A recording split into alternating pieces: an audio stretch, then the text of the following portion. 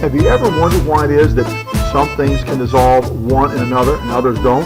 Why it is that salt dissolves in water and sugar dissolves in water, but oil doesn't dissolve in water? Well, that's what this lesson is about. Most of this unit is about solutions themselves, okay?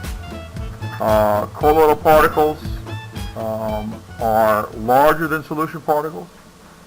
That is to say, the particles of the dispersed phase of a colloid are larger than the solutes in a solvent. You can sort of correspond the term dispersed phase for colloids and suspensions to this term solutes in a solution. That's the thing that gets dissolved in a solution, but since dissolving only occurs in solutions, we can't use those same terms for colloids and suspensions. We have to use different terms. So for colloids and suspensions, the thing that we are spreading through the material, we would call that a solute in a solution, but we call it a dispersed phase in a colloid or suspension. Corresponding to solvent, that's the thing that does the dissolving with a solution. If we're talking about colloids and suspensions, we don't call it a solvent because the solvent only works for solutions. For colloids and suspensions, we would call the corresponding word, referring to the same concept about what a solvent is, we call that a continuous phase. Okay? So these terms, solute and solvent, only work for solutions, but we're talking about now the solvation that occurs in a solution. Okay? Solvation that occurs in a solution. Now I know most of you just celebrated Easter the other day. It's not the same word. It's not salvation here. It's solvation. Okay? Make sure you spell it right. One letter different. Solvation is a broad term that covers a lot of different things. Same basic idea.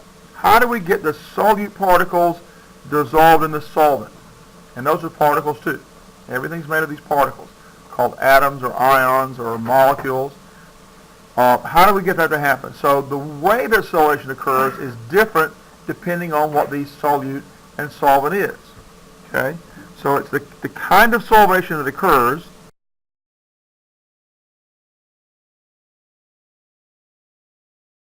The kind of solvation that occurs depends on the kind of interaction there is between particles.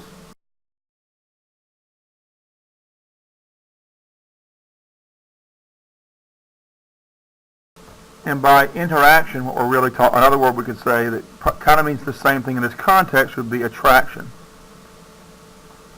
So if you recall from the last unit, we talked about particle attractions. And there are different types of particle attractions.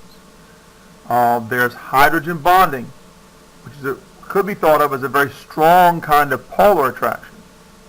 There's an attraction that occurs between ions and polar particles, molecules that are polar. There are attractions between two polar molecules. There are attractions between nonpolar molecules. We call those kind of attractions London forces. Lots of different types of attractions. What we want to do is break those down a little bit here and talk about, first of all, the kind of attractions you have between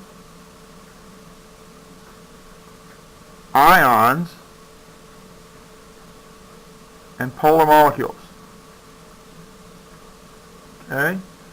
The kind of attractions that occur, and therefore the kind of solvation that occurs between ions and polar molecules. And for that, we're going to show a little video here.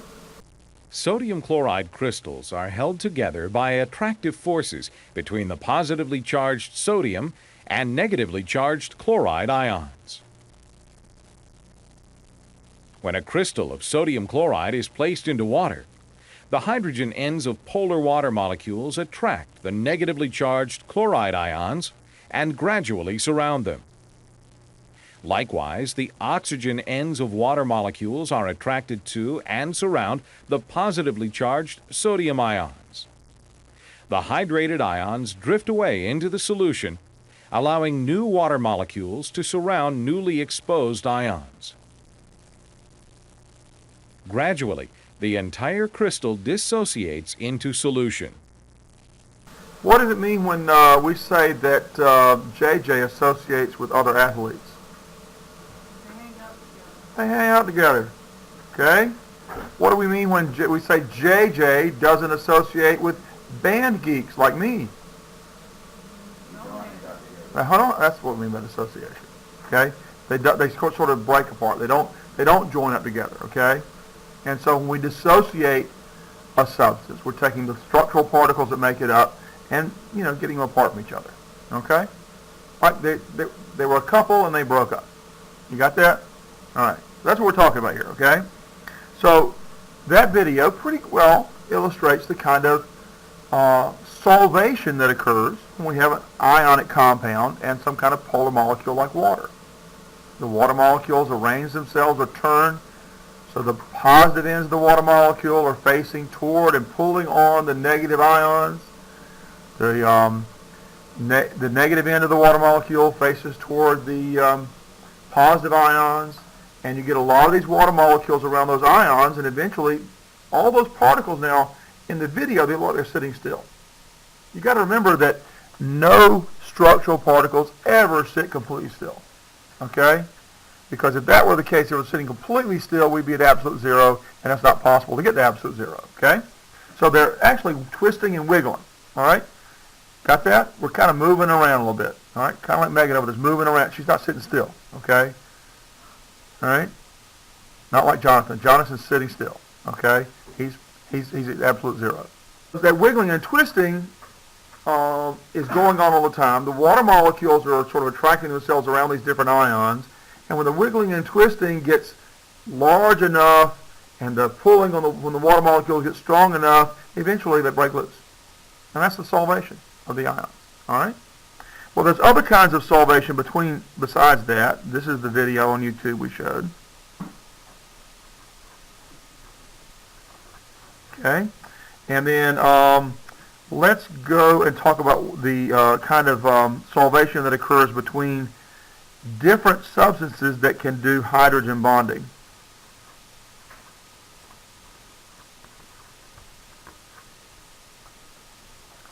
Now you need to remember that hydrogen bonding can occur between two different substances if hydrogen in those substances is bonded to either nitrogen, oxygen, or fluorine, and some people will add chlorine to the list. Okay? So hydrogen bonding can occur if hydrogen in a substance is bonded directly to nitrogen, oxygen, or fluorine, and some people will add chlorine to the list. Okay? So let's look at a couple of those. Let's start with this. This is a pretty simple molecule you should know about because we learn to name this molecule when we're doing organic compounds. I've just drawn it a little bit different. So how many carbons in the chain here? What's the prefix for 2? Oh man, y'all need to go back and review. F. Okay. Are there any? You said meth. Come on, JJ. Why are you lying? What? All right, so that's, by the way, anybody watching this video, we're just joking around here, okay? He did say meth, right? Yeah. Okay, good. All right. So what kind of bonds do we have between the carbons and the carbons? Single bonds. So what's the suffix for single bonds? Ane. So this is ethane. And what's the suffix for this functional group over here? All. So this name of this molecule is ethanol. Okay.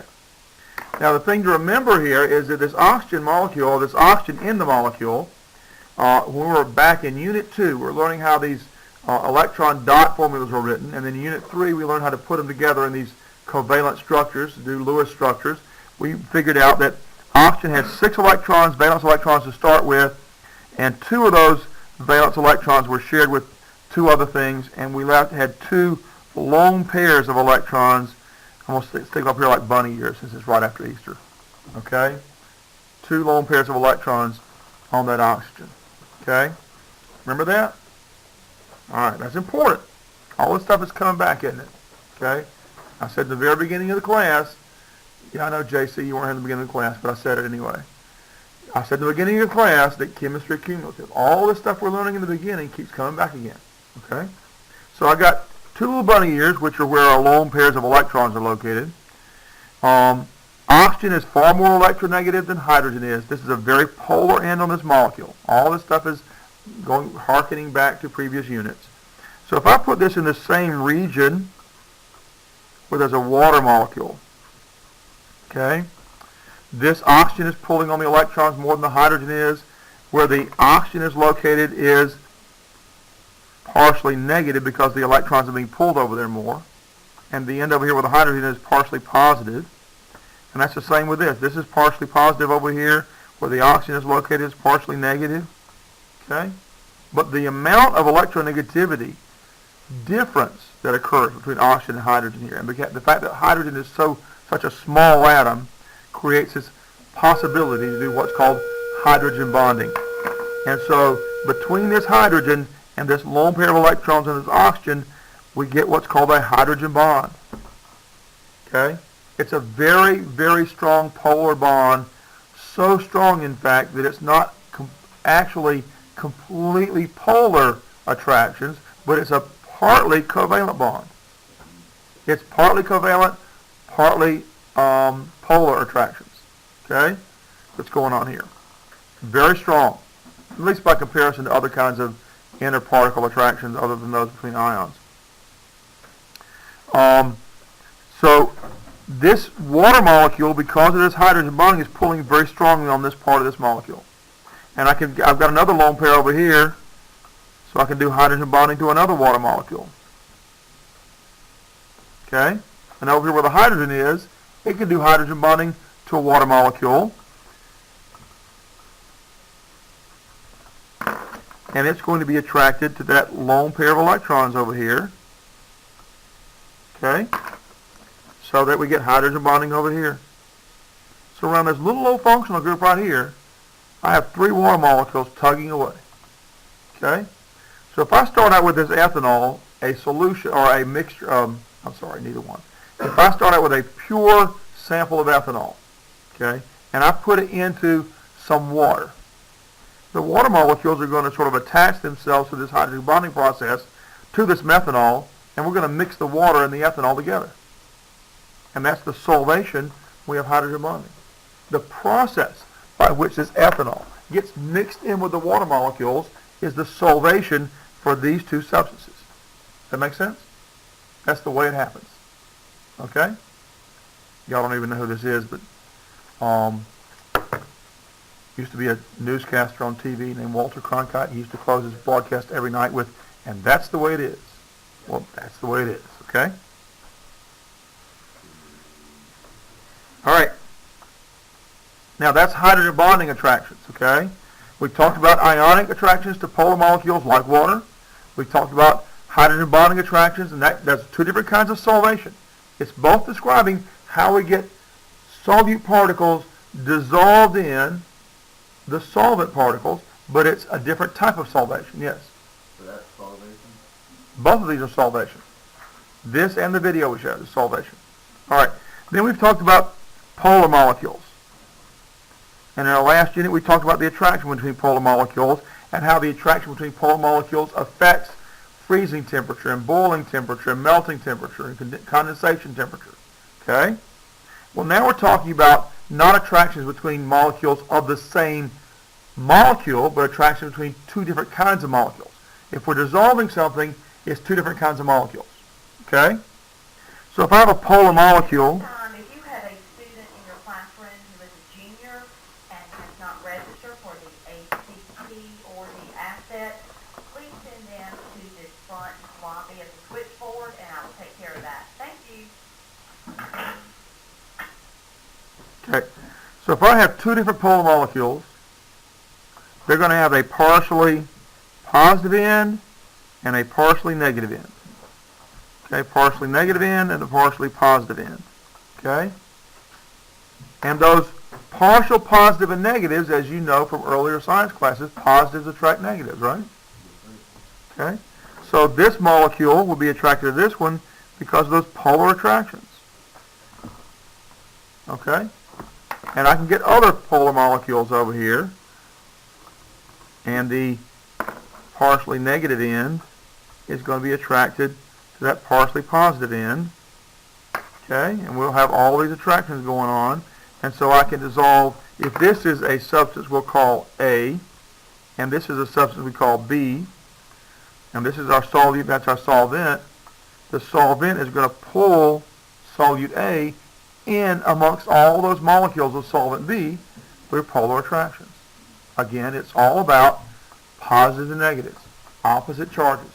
Okay, does that make sense? Just like when we talk about how it is that one substance is a higher boiling point or a higher freezing point because of those interparticle attractions due to opposite charges, the same thing is happening here with solvation. It's the same basic idea as we talked about in the previous unit for how these things happen. And remember, with nonpolar molecules, what kind of attraction do you have between nonpolar molecules? London forces. And those London forces are due to what that happens inside a molecule? Huh? What happens inside a molecule that we have the attraction between opposite charges? Well, they're called dispersion forces, London dispersion forces. What happens? What's the dispersion part of that name talking about? Huh? It's not the protons. Okay, the protons are kind of static. They're stuck in the center of that molecule, or that atom. Or in case of molecules, they're stuck in certain places where the atoms are.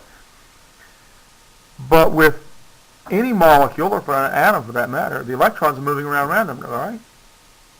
So periodically, statistically, if I have some kind of molecule, the electrons are, from time to time, going to be more gathered on one side than the other, such that we have a greater electron density on one side than the other. Now, I've drawn it here so all the electrons are over here. That's not what really happens. Most of them are over here.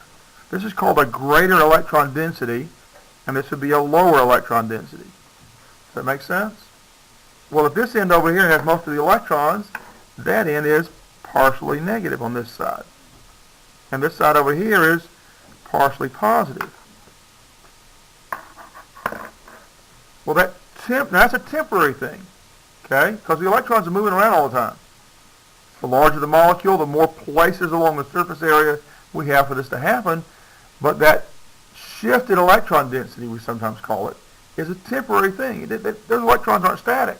They're constantly moving. They're moving at nearly the speed of light, okay? But if I put it anywhere near another molecule with a similar temporary arrangement of electrons, so that this molecule also has a more dense layer of electrons on this side's going to be negative, and a lower density of electrons on this side, this is positive. Now I've got something to attract these two molecules together.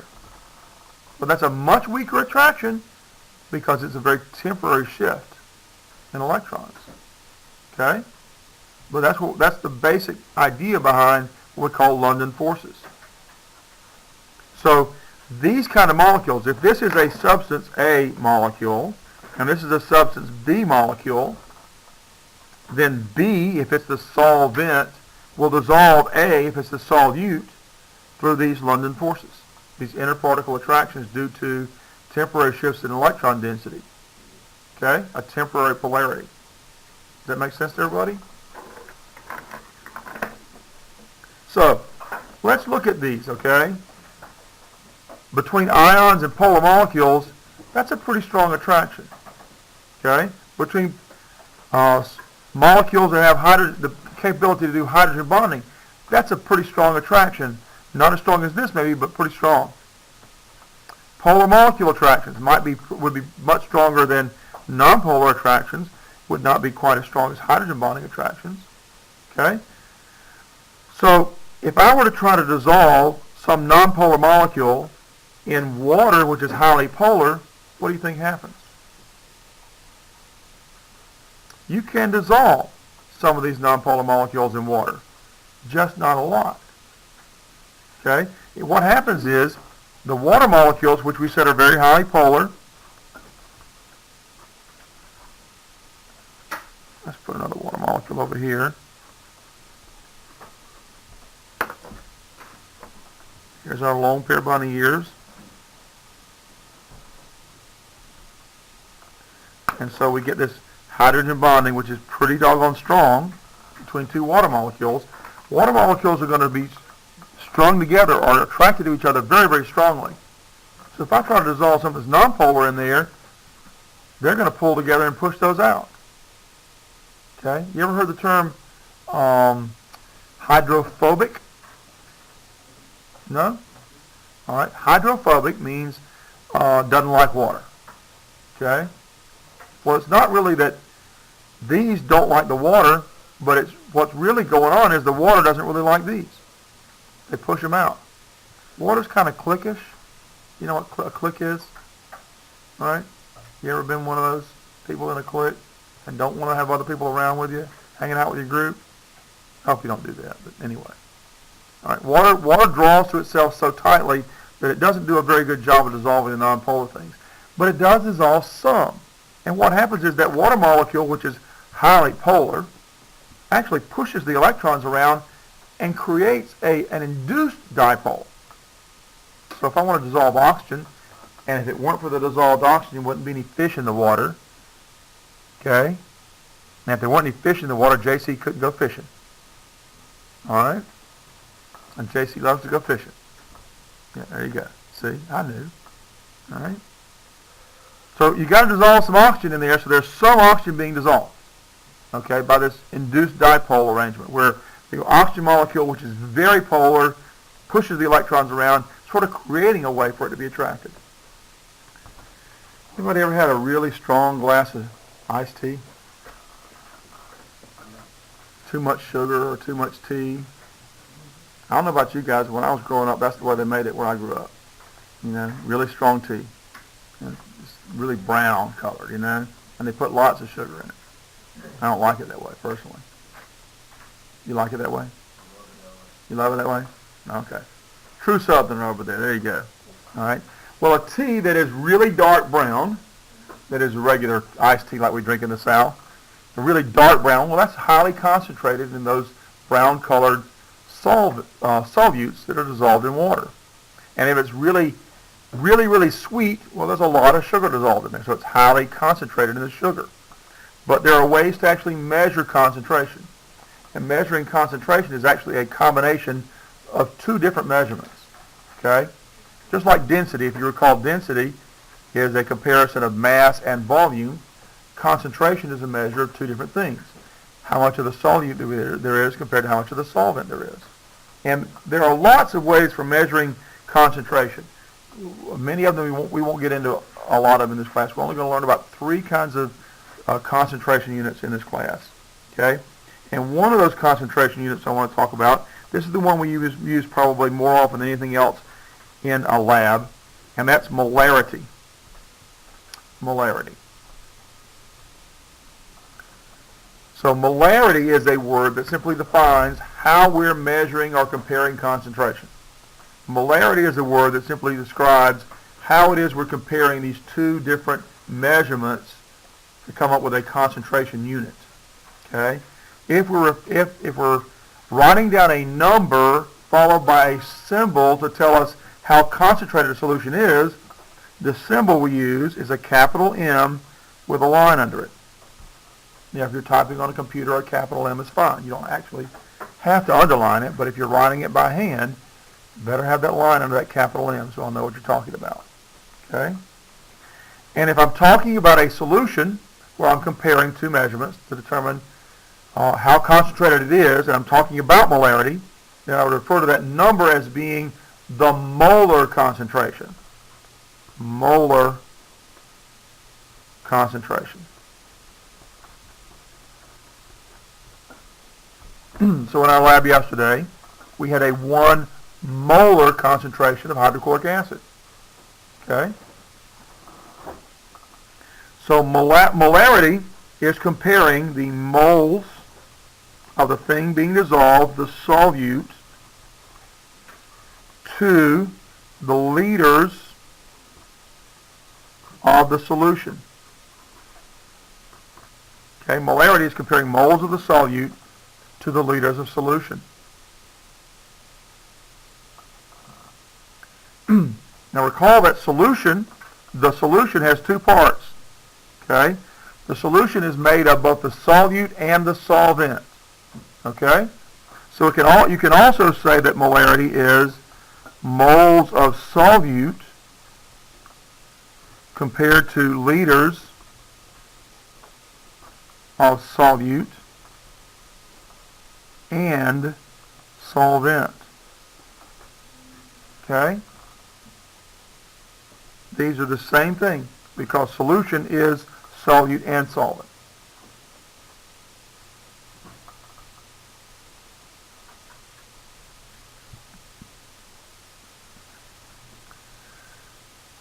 All right, that's enough for now about this concentration unit we call molarity.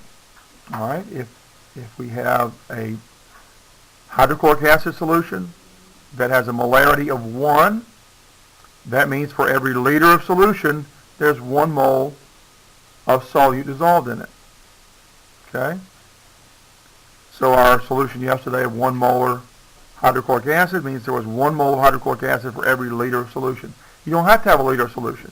It's a ratio. If I have 1/10 of this, and there's going to be 1/10 of that to balance it out. So it always comes out to be, for every liter, you got 1 mole of the solute in 1 liter of solution. Let's talk about molality now. Molality. Now the symbol we use for the measurement unit here is a smaller case or lowercase m. And if we have something that is measured in molality, then we're going to refer to it as having a molal concentration. So that would be for instance, we might have a 1 molal concentration of hydrochloric acid.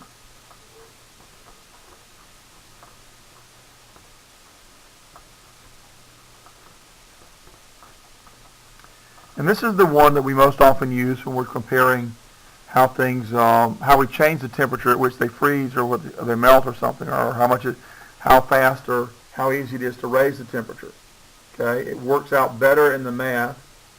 The predictions of behavior work out a lot better if we're using molal concentration as opposed to molar concentration.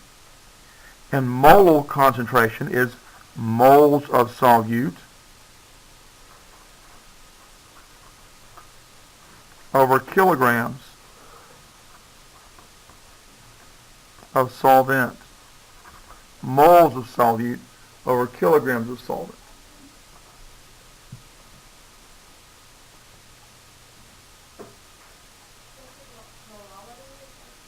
M-O-L-A-L-I-T-Y. Molality. Or molar concentration, M-O-L-A-L. M-O-L-A-L. Okay, so molar and molal are 2 different things. Okay? And notice this is over kilograms of solvent, not solution. Okay? This is solute and solvent. This is only solvent on the bottom here. Okay? That's really important that you understand that and you get that right. Then the last concentration unit we're going to be dealing with in here is percent concentration.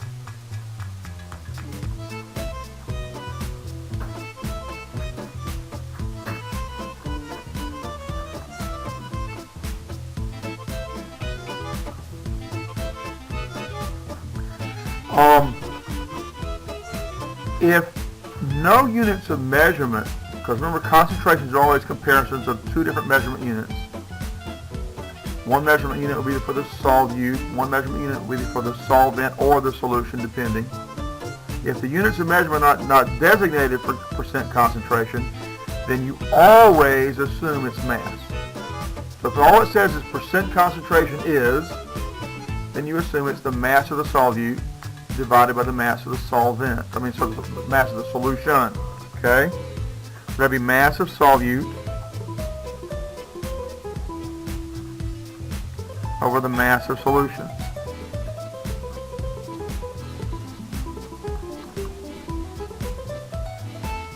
And since the solution is a combination of both solute and solvent, then we can also say that percent concentration is, and it's both are equally applicable. You use the one that makes the most sense in the particular circumstance you're dealing with. We could say this is the mass of solute plus mass of the solvent. Okay, mass units must match.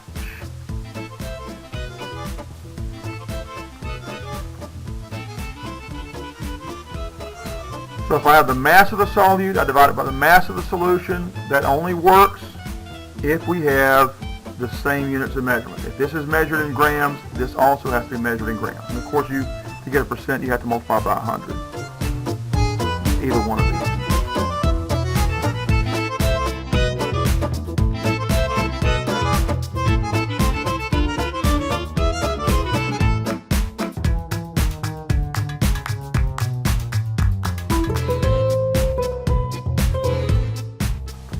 And I bet you guys already know some of this.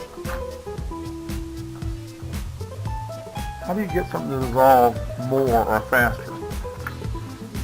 Heat it. Okay? Heat or temperature, those are not the same thing. But I'm putting them together because you can use both terms to explain this. Affects how fast and how much of a solute you can dissolve in a given amount of solvent. Question is, does it affect it positively? Can you dissolve more because of increased heat or less because of increased heat? Okay, so I heard somebody say more, and that's only partly true. Turns out there are some things that you can dissolve that will, if you heat up the solvent, you can dissolve less of a solute. Okay? So let me show you. Here's a graph somebody else besides me put together, okay, which shows some comparisons of the temperature of the solvent or solution compared to the amount in grams of water, the amount of the stuff that can be dissolved in water. Okay? So this is grams of the solute that can be dissolved in 100 grams of water. Okay? Here's one here, this one right here, going on this pattern here. I think that's the sodium, whatever that thing is. Alright? This thing right here. That thing goes up. The amount of this stuff that I can dissolve in water increases steadily as I increase the temperature. It's not how fast, but how much here. Alright? Probably increases how fast. Temperature does make it easier, faster to dissolve things, but not necessarily increase the amount you can dissolve. So this one does, but look at table salt right here. Okay, now you probably know if I heat up the water, I can dissolve table salt a lot faster, right? But it doesn't let me dissolve a whole lot extra. Does that make sense? So the difference between how fast we can dissolve something and how much we can dissolve. All right? Table salt, heating up the water will allow me to dissolve it faster. It just won't let me dissolve a whole lot extra. It's almost flat, isn't it? Okay? Here's sodium sulfate. Look at this.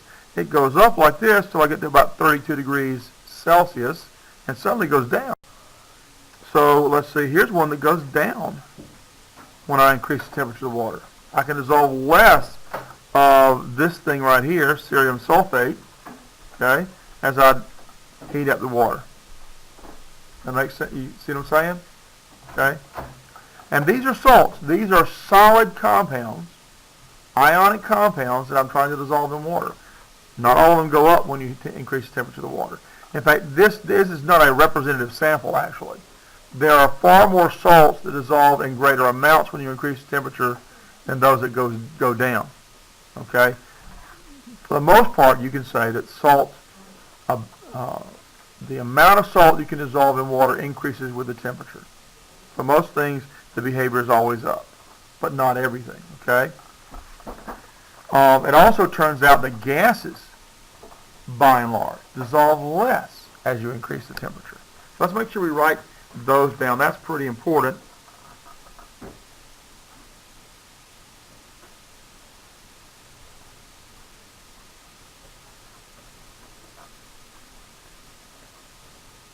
The higher the temperature,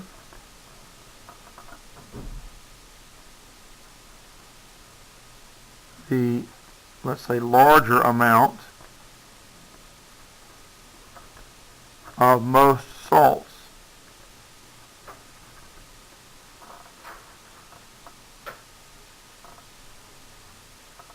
let's say the larger the amount of most salts that can be dissolved.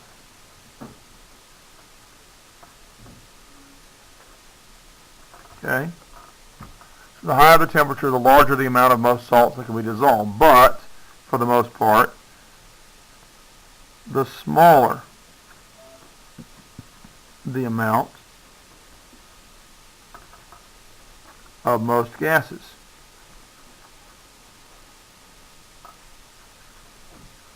That can be dissolved.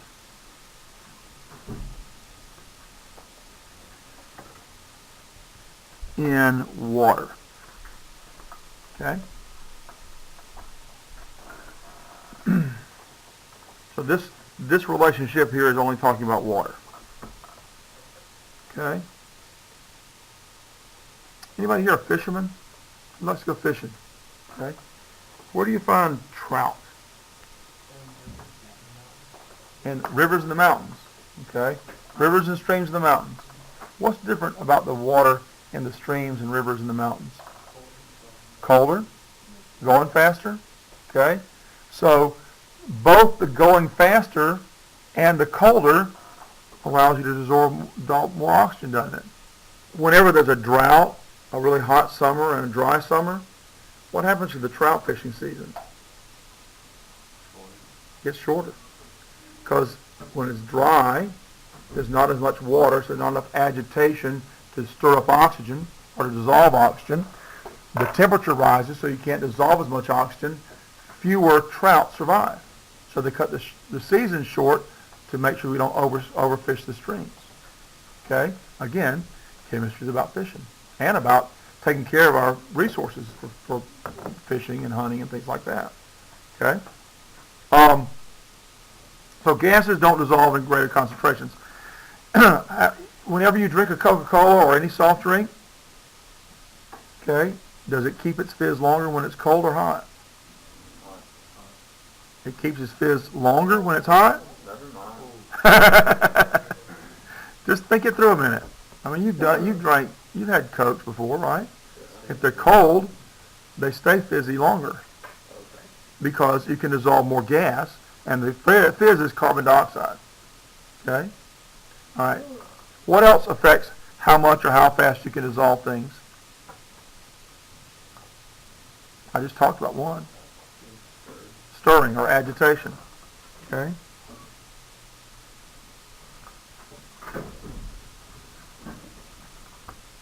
And what you actually tend to do is, you can make it dissolve faster. That process of solvation is increased when you move the molecules around more, because they can do more of those kind of interparticle attractions or connections. Okay? So if you move the molecules around through stirring or agitation, you can make them go faster. You can make this dissolving occur faster. And you can also do something called supersaturation. Anything else besides those? How about dissolving gases? Can anything affect the dissolution of gases in, say, water? Pressure. When you open up a Coca-Cola or any soft drink, what happens? You can hear the pressure being released. So the CO2 is dissolved in greater amounts because of that pressure. Okay? When you release the pressure, less of it dissolves, and it eventually goes flat. All right? Okay? How about anything else that you can think of that makes it easier to dissolve something? How fast it dissolves? Huh? The amount? Yeah, but let's just say we're starting with the same amounts. Can we do anything with those amounts to make them dissolve faster? What? Size, particle size. There's more surface area if the chunks of the solute are smaller. There's more places for the solvent to get to the solute thing. Does that make sense? If you increase the surface area. So particle size will affect not how much, but how fast you can dissolve something. Okay, so let's take a minute or two and look at different kinds of solutions. I want to look at the physical state of the solute, the part that's being dissolved, physical state of the solvent, that's the part that does the dissolving, and some examples here, okay? So let's look at a case where we are dissolving gases in gases. An example of that would be air, where nitrogen is the gas in the greatest concentration, so it's the solvent here, and all the other gases, including oxygen, are dissolved in that nitrogen. So oxygen, for example, would be the solute, or one of the solutes in the solution we call air. Now let's look at gases dissolved in liquids. One example of that would be soft drinks, where carbon dioxide is dissolved in water in soft drinks. You could also think of a lot of other examples, I suppose. Oxygen being dissolved in the water, in all water really, but if it's not dissolved in the water in streams and rivers and the ocean, the fish couldn't live. Then we've got gases dissolved in solids. That's kind of a rare situation, but if you've ever heard of hydrogen fuel cells or hydrogen technology, well, that's a really important part of that. In hydrogen fuel cells, the hydrogen gas is actually dissolved in a solid metal matrix, and it's a much safer way of storing hydrogen than putting it in tanks. When you put it in tanks, it's so hard to keep the tanks completely sealed because the hydrogen atoms are so small, the hydrogen molecules really are so small, they leak out and creates a fire or explosion hazard. So liquids dissolved in gases, an example of that would be water or moisture, water vapor dissolved in the air. If it weren't for the fact that we have water vapor or moisture or water dissolved in the air, it'd be so dry that your skin would dry out and eventually crack and bleed. And that happens when you're working in very dry climates anyway. Liquids dissolved in liquids. Food coloring is an example of a liquid dissolved in liquid. You know how to buy, you know about liquid food coloring you buy in the grocery store. That's actually dissolved, most of those anyway, are dissolved in an alcohol. And it's the alcohol that does most of the dissolving in the water. So any alcohol will dissolve, and that's a liquid. Most of them are liquids. Most alcohols will dissolve in water, so that's a liquid dissolved in a liquid. Liquids dissolved in solids. Hexane is one of the hydrocarbons we talked about in this class, and paraffin is just a mixture of larger hydrocarbons, and so those larger hydrocarbons form solids. Hexane is a liquid that can dissolve in that and form what's basically a solid. Paraffin is what we call the wax in a candle, for example. Solids dissolved in solids dissolved in gases. Smoke, if the smoke particles are small enough, those are tiny solid particles, what would otherwise be in their physical state a solid, are broken up into tiny enough pieces that they stay dissolved in the air, and we would call that smoke. There could also be lots of other, smoke particles. Dust particles can be small enough to actually be dissolved in the air. Solids dissolved in liquids, included in that would be salt in water or sugar in water. Almost any kind of ionic compound that dissolves in water would fit this category. Solids dissolved in solids. Steel is carbon dissolved in iron. In fact, if you want to, and that's just regular steel. If what you want is increased hardness, you dissolve the carbon in the steel. If you want to have steel that won't easily rust, that's where you dissolve chromium and make stainless steel, for example. There's all kinds of other metals you can dissolve in steel to improve the quality of the metal for certain applications. If you dissolve tin in copper or copper in tin, you get brass, for example.